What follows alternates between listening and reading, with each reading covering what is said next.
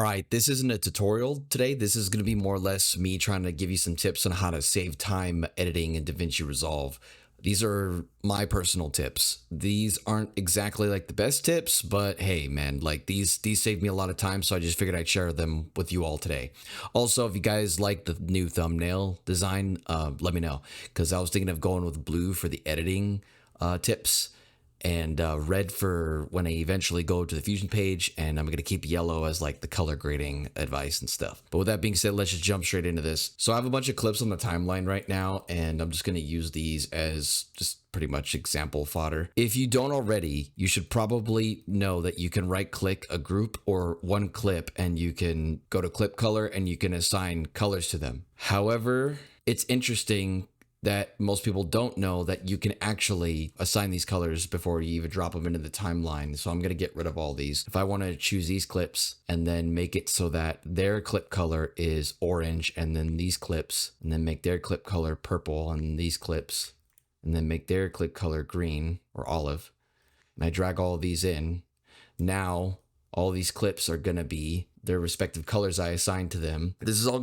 also gonna help in a tip that I'm gonna give in the color page that's coming up. Also, next tip is make sure that you have your keyboard customized. Think of editing like a video game. If you have a favorite video game that you play and there's hotkeys in it, this is pretty much the same exact thing. You go and remap your keys. I'll give you guys an example right now. So I remapped change node label. Oh, it's label selected node. So you do have to know what keybind it is specifically named, but I changed label selected node to N. You can also select the keys in order to see what they do. So I put C as new compound clip, and I put E as the razor tool, trim end as W, trim start as Q, and ripple delete as R. Certain combinations of keys and the keys themselves can be changed. Change it to whatever makes you faster at what you do. Whatever you find yourself frequently doing, go ahead and like assign keys that make it faster. Okay, so the next one is going to be power bins. And power bins are basically bins that are down here in this area that hold assets for you that your computer can quickly reference. So DaVinci has them in these file folders, and they're in your computer, but you just have to click and drag them into the software every single time. If you don't see this right here, you can click these three dots and put show power bins right here. Like I said, I have my audio right here, and I have these swoosh sound effects that I downloaded from a website, but they're all contained. Oops, I clicked out. But they're all contained in this folder, and I can click and drag them in whenever I want.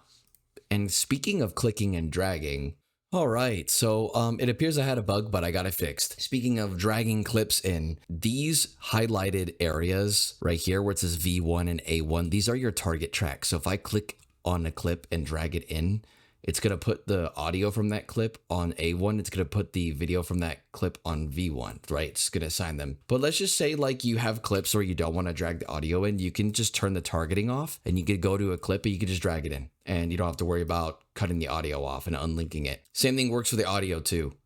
If you take a clip that does have audio and you disable V1 or basically whichever track you're assigning your video to, you will just drag the audio from it. However, if you already have a clip in your timeline that looks like this, the keyboard shortcut is Control-Alt-L, and you will unlink it. And on Mac, I think it would be Option-Command-L, but I could be wrong. Remember, like I said, check your keybinds or change them if you want to. Also wanted to show a quick example of why I changed my keystrokes earlier. So using everything that we did, I can take this clip out, and I could bring it back in with just the video using the technique I just showed. And then I can, since I have the razor tool and the ripple delete to bind into my keys, I can establish cuts, and I can ripple delete anything I want extremely fast out.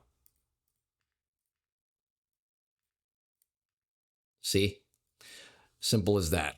And also, when you're clicking and dragging your clips in, there's a really cool thing you can do where let me just grab something random. So if you bring it to the right side of the screen right here, there's a bunch of options. You can insert, overwrite, replace, fit to fill, place at top, append to end, and ripple overwrite. Explore what all of these do, but the most of the time I use insert, which will basically take the clip and put it where your playhead is, and then move everything to the right. Now with the clip selected right here, if you take another clip and then you drag it over, you can select overwrite, you'll be replacing it.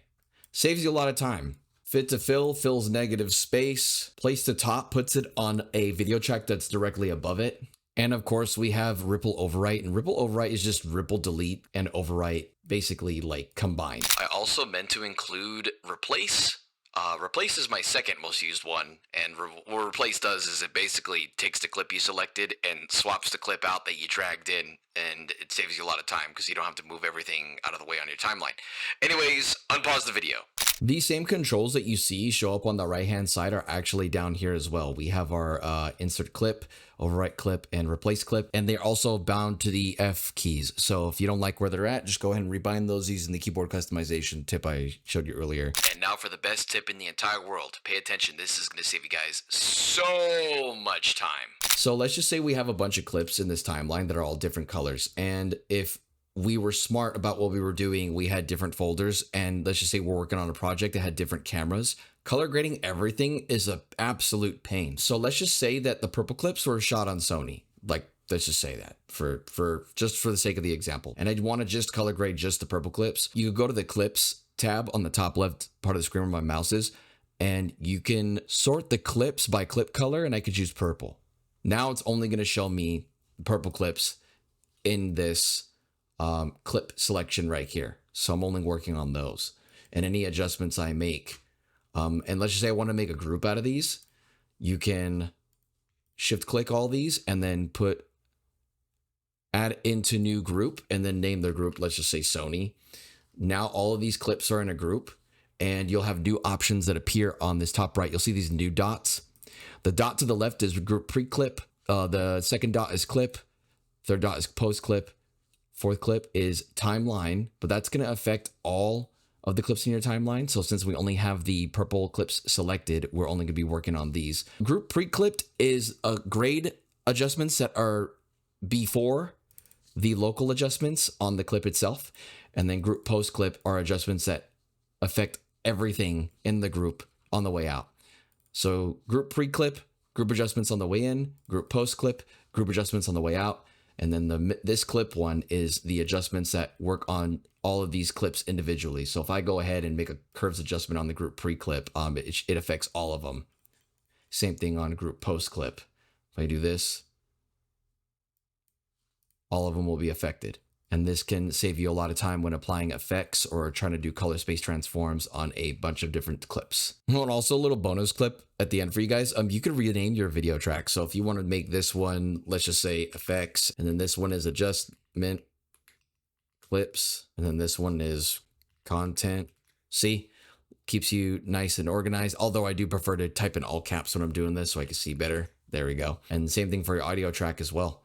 But that's the stuff I could come up with today to help you guys. If you have any other thoughts, concerns, questions, or suggested stuff you want me to share with you, just leave it in the comments, and I'll see y'all. I will see you guys later. All right, bye.